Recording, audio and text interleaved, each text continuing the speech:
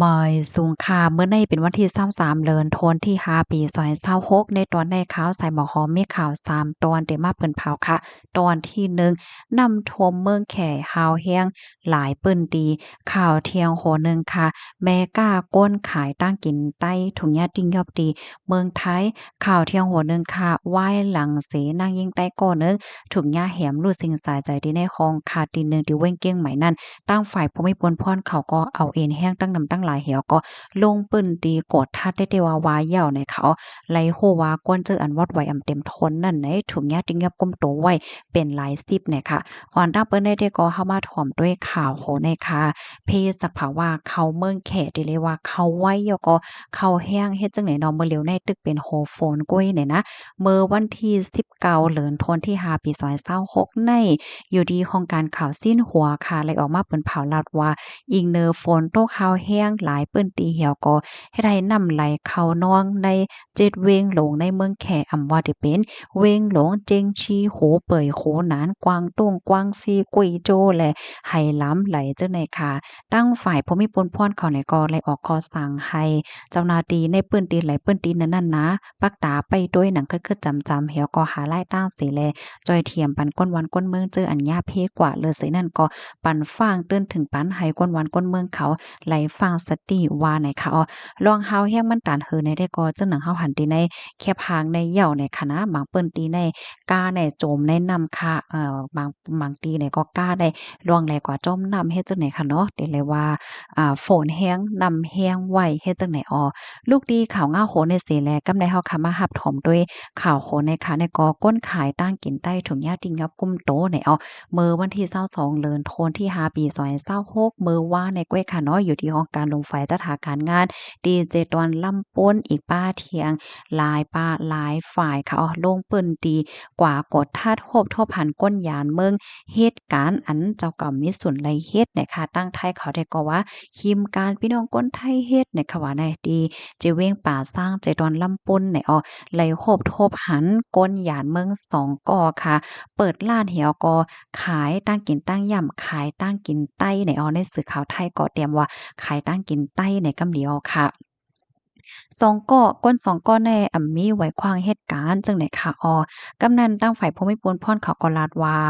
สั่งว่าเป็นก้นยานเมืองเหตุการณ์โดยมีไว้ขวางเหตุการณ์เพราะว่าแน่จึงจ้างย่าเอาตังพีดหมากไหมเงิน5เฮงต่อถึง50,000วาท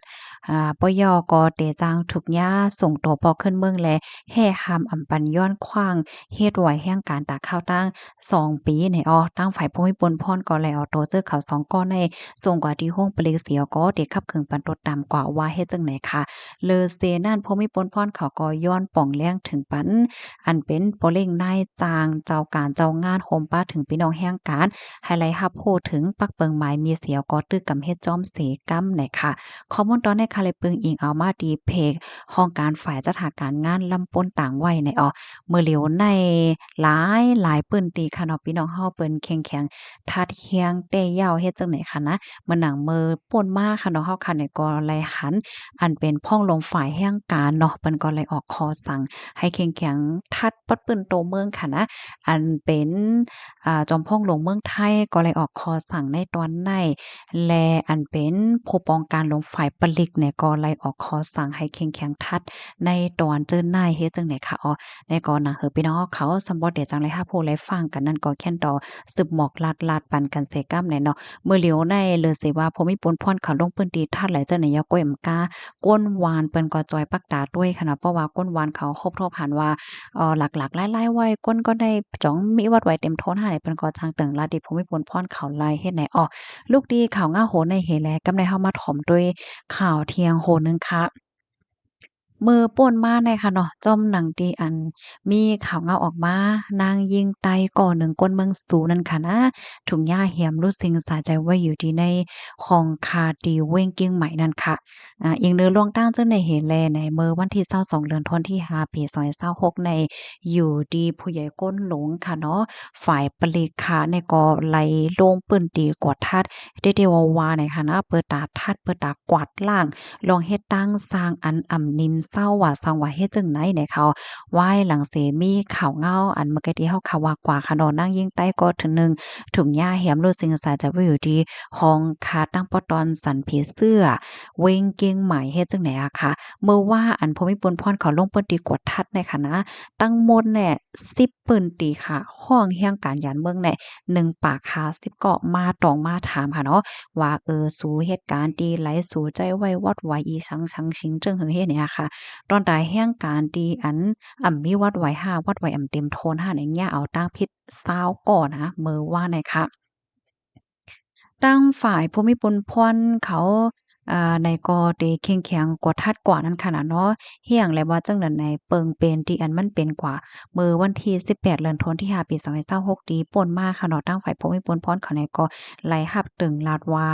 นางคำอิงเป็นนางยิ่งเจอสายใต้ค่ะเนาะตรงเนี้ยแหมแหวก็รู้เสียงสายใจว่าอยู่ที่ในห้องคัดนั่นเฮ็ดจังได๋อะค่ะกำในไล่ตองไล่ถามแหวก็เลยฮู้ว่าก้นที่อันเฮ็ดนั้นจื้อฮ้องว่าจ่ายสู้ในว่าในเป็นก้นใต้เหมือนกันนะว่า ว่าไอ้เฮ็ดเหี่ยวเนี่ยมันจ่ายก็ปลายกว่าค่ะเนาะไหลหัวมันจ่ายได้ก็ไหลปลายปอขึ้นเมืองคมตุ่มเฮ็ดจังได๋ค่ะนะเลอเสนันยาวก้วยมก้าเนี่ยค่ะเมืออ่อนนาที่ป่นมานั่นก็มันมีเปิ่งเป็นแห่งการยานเมืองเนี่ยค่ะมีลองเฮ็ดตั้งสร้างตีอันเฮ็ดให้คนในพื้นที่เปิ้นตกอกตกใจว่าซ่องว่าเจิ้นนาย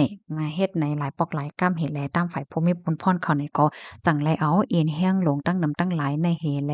เขากดทัดในคะเนาะเปิดตากวาดล้างแปดลองเฮ็ดตั้งสร้างอันริมลักเฮ็ดแหนปยก็เอาไว้ข้อมูลสาวเสียงหลักฐานคนในพื้นที่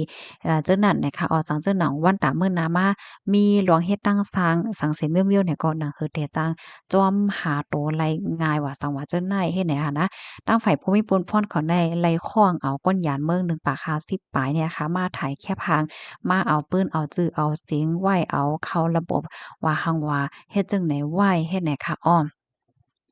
กวนเศร้าก็อันเนี้ยเอาตั้งผิดกว่านั้นได้ก็ย้อนก็เพราะว่า1ค่ะเหตุการณ์อันเจ้าก็มีส่วนไรเฮ็ดเป็นคนเมืองคมตุมทั้งหมด15ก่อค่ะ2ไหนก็เอาวัดไว้มาเหนภูมิพลพรเขาไล่เมือพ้องที่เปิ้นย้อนด้วยอันใน2ก็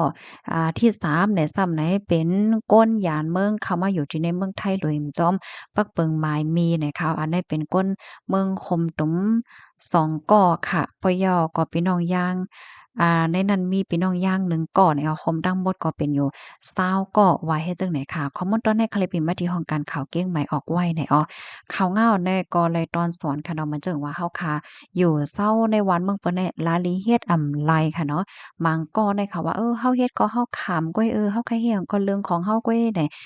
ย้อนก็เปิ้นว่าลองเฮ็ดตั้งสร้างโตเจ้าเก่านั่นเฮ็ดให้มันก็เฮ็ดให้คนตั้งน้ำตั้งหลายเลยอยากป้าอันเปิ้นว่าปานเนาะโตหนึงมันจังป้ากันเนาะตั้งซ่าเฮ็ดเนี่ยนะ มือเหลียวแน่ๆหยาบว่าแน่ก้นอันอยู่ตั้งปอดตอนจะปนหญ้าทัดหมดค่ะเนาะตอนดาจื้ออันวัดไหวเต็มๆโทนๆได้มันก็เป็นหังเนาะตอนดาวัดไหวเต็มโทนนี่ก็มือเหลียวเศร้าก่อในยากกว่าเหย้าเฮ็ดจังได๋ค่ะอ้อพี่น้องคะรับถมยอหันเทินจึงหือพองปัตตาหันถึงมาเลยค่ะย้อนให้อยู่เลยกินหวานแลรอดเพกันเนี่ยค่ะเนาะอันพี่น้องคะแลหันอยู่ในแคบพังเนี่ยก็เป็นที่อยู่ด้านเศร้าของพี่น้องแห่งการว่าสังวาจังได๋เฮ็ดในนั้นๆเนาะอ๋อค่ะหมายสุงค่ะ